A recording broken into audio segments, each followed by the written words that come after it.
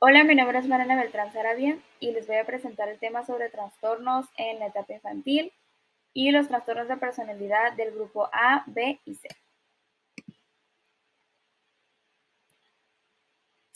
Bueno, vamos a comenzar con los trastornos en la etapa infantil. Tenemos los emocionales, que estos son problemas que afectan principalmente la vida del niño sin que el entorno sea capaz de detectarlos. Implican conductas no explícitas y encubiertas con tipo emocional. Después tenemos los de conducta. Estos son trastornos en los que la detección se ve facilitada ya que implican conductas explícitas. Y después tenemos los trastornos en la etapa infantil de neurodesarrollo. Estos van a afectar el desarrollo de los niños en los primeros años de vida y se van a manifestar en retrasos en diversas áreas del desarrollo del niño. Algunos ejemplos: en los emocionales pues puede haber ansiedad y estado de ánimo afectado. En los conductuales pues principalmente trastorno de déficit de atención, y en el de desarrollo retraso mental, habilidades motoras afectadas y generalizados del desarrollo. Bueno, ahora continuando, pasando a otro tema, tenemos los trastornos de la personalidad, que esos, como ya los mencioné, van a dividirse en grupo A, grupo B y grupo C. En el grupo A encontramos el trastorno de personalidad paranoide, esquizoide y esquizotípico. En el grupo B encontramos antisocial, histriónico, límite y narcisista. Y en el grupo C encontramos el evitativo, el trastorno dependiente y el trastorno obsesivo-compulsivo, mejor conocido como TOC por sus siglas. Bueno, empezando con los trastornos del grupo A, como una breve introducción, estos se caracterizan por pensamientos o comportamientos excéntricos o extraños. Estos pues van a incluir los que ya mencioné. El trastorno paranoide, aquí hay una desconfianza intensa frente a los demás. Sus motivos se interpretan como malévolos, comienzan en las primeras etapas de la edad adulta y está presente en 4 o más de los siguientes síntomas.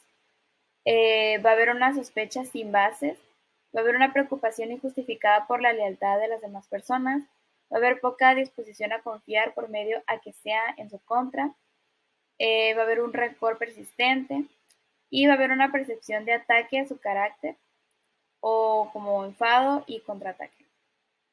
Y estas son algunas imágenes alusivas.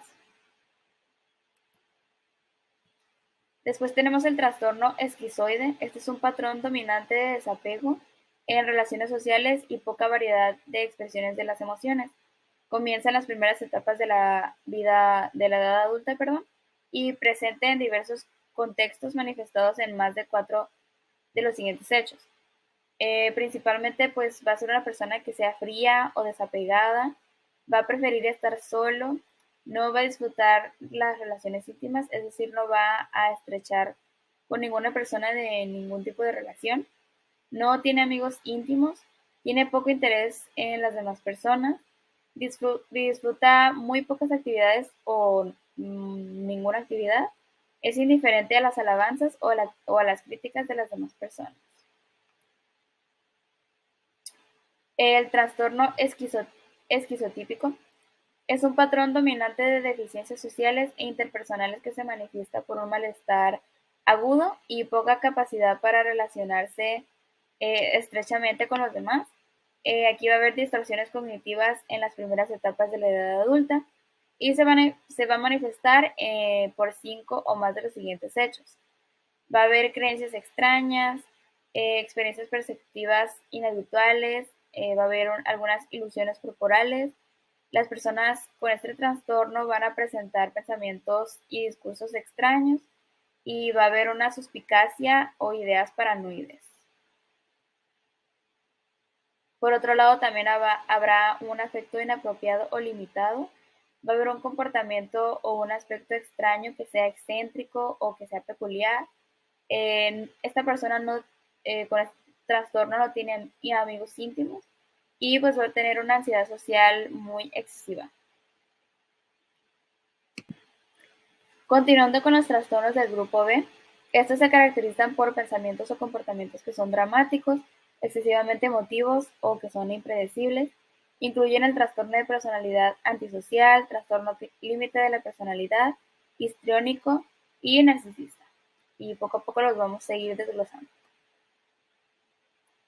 Primeramente tenemos el trastorno narcisista. Este tiene un patrón dominante de grandeza, necesidad de admiración y falta de empatía. Se presenta en diversos contextos y se manifiesta en 5 o más de los siguientes hechos o síntomas.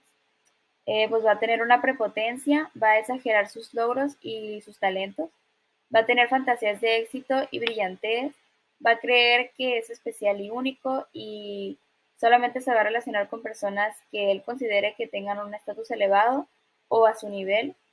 Va a tener una necesidad excesiva de admiración, va a sentir un privilegio, va a explotar las relaciones interpersonales, es decir, se va a aprovechar de los demás por su propio beneficio, carece de empatía, siente envidia hacia los demás y piensa que los demás también sienten envidia por él, y pues tiene una actitud arrogante y superioridad. Ahora continuando con el trastorno histriónico. Esa es una afección mental por la cual las personas actúan de una manera muy emocional y dramática que atrae la atención hacia ellas. Aquí va a haber como una búsqueda de atención que es excesiva. Va a haber, se va a incomodar la persona con ese trastorno en situaciones donde no sea el centro de atención. Tendrá un comportamiento seductor o provocativo que suele ser inapropiado. Tendrá cambios rápidos de expresiones y va a considerar a las relaciones más estrechas de lo que son realmente. Va a utilizar el físico para atraer la atención. Es sugestionable, es decir, se deja influenciar mucho por los demás. Va a haber una autodramatización de las situaciones y tiene un estilo de hablar con impresiones. Ahora tenemos lo que es el trastorno límite.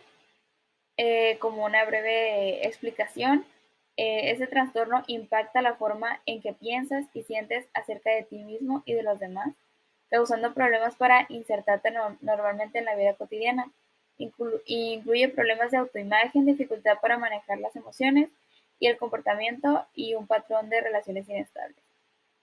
Pues los principales síntomas, pues la persona con este trastorno va a tener miedo intenso de abandono, va a tener sentimiento de vacío constantemente, va a sentir amenazas suicidas o autolesiones hacia sí mismo, va a tener un comportamiento impulsivo riesgoso, va a tener periodos de paranoia, estrés y va a sentir que no es real, es decir, va a haber una pérdida de la realidad, va a haber patrones de relaciones intensas que son inestables y va a tener cambios rápidos de identidad y de imagen.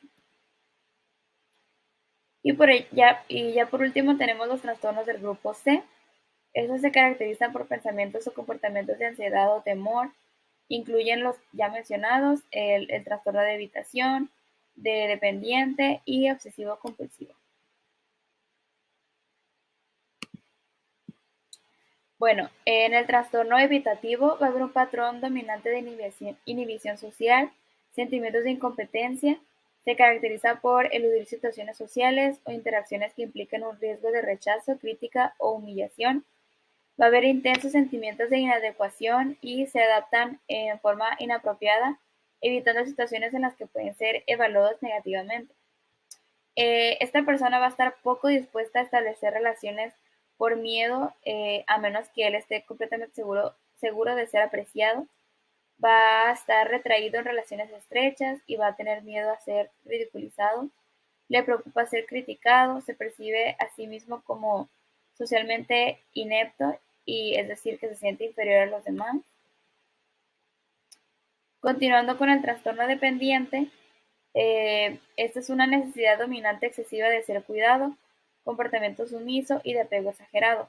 Va a haber un miedo excesivo a la separación. Los principales síntomas o cómo se puede identificar este trastorno: le cuesta tomar decisiones sin consejos, necesita a alguien más que asuma responsabilidades, tendrá dificultad para expresar un desacuerdo, tendrá dificultad para iniciar proyectos, va a ir demasiado lejos para obtener alguna aceptación por los demás, se siente incómodo e indefenso al estar solo, cuando termina una relación estrecha busca rápidamente una nueva y tiene una preocupación no realista por ser abandonado. Y tenemos el trastorno obsesivo compulsivo, mejor conocido como TOC. Es un patrón dominante de preocupación por el orden, perfeccionismo, control mental e interpersonal a expensas de la flexibilidad, franqueza y eficiencia.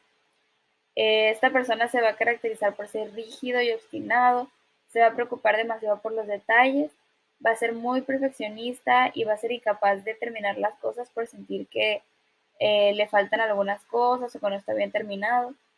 Tendrá una dedicación excesiva al trabajo y la productividad, excluyendo el ocio, es decir, no va a tener interés o va a dejar de lado las situaciones en las que pueda convivir con amigos, con familiares, etcétera.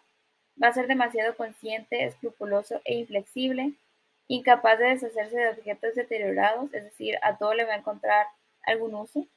Va a estar poco dispuesto a delegar tareas, va a ser avaro hasta consigo mismo y con los demás.